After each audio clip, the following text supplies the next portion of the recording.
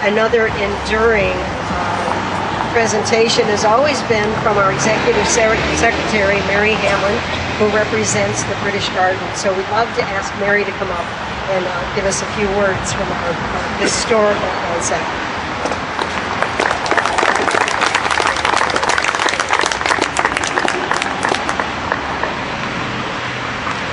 Paul asked me to read out this statement that was made by Leo Weidenthal, one of our very first presidents, who was actually the second president. And he had some important words to say about harmony in the various nations that have established gardens here. It's very important to keep this in mind.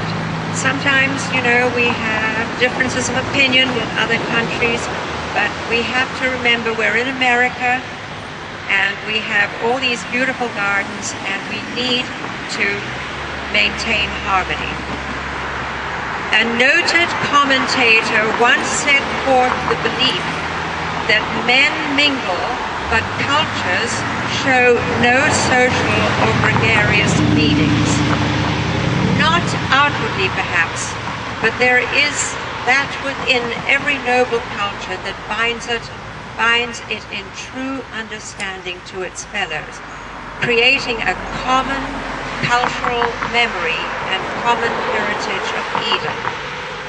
True cultures impose no barriers of race or creed. In fact, their influence is toward mutual understanding and wider sympathy. Cleveland offers the world a tangible manifestation of this truth. Cosmopolitan to a degree that few cities have been since the far dawn of civilization, Cleveland possesses a cultural institution which exemplifies the oneness of purpose, linking great cultures of the world.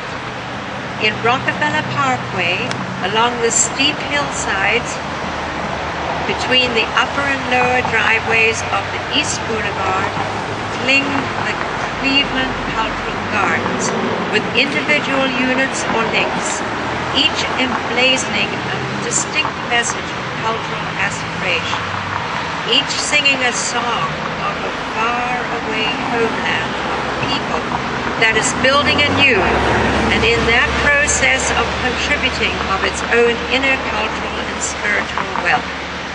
Remember that this was written in 1954, and it was, we had 20-something gardens, no, 16 gardens at that time. We now have 29.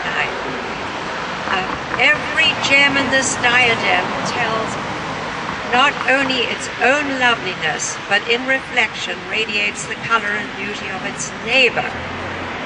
For well over a quarter of a century, pioneers in the cultural garden enterprise and those of later years who have taken up the task have met monthly in the office of the mayor.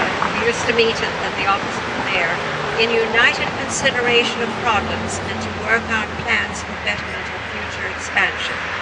Men and women of diversified national and religious backgrounds joined in this communal effort, manifesting true devotion to an effort symbolizing the strength and purpose of American democracy.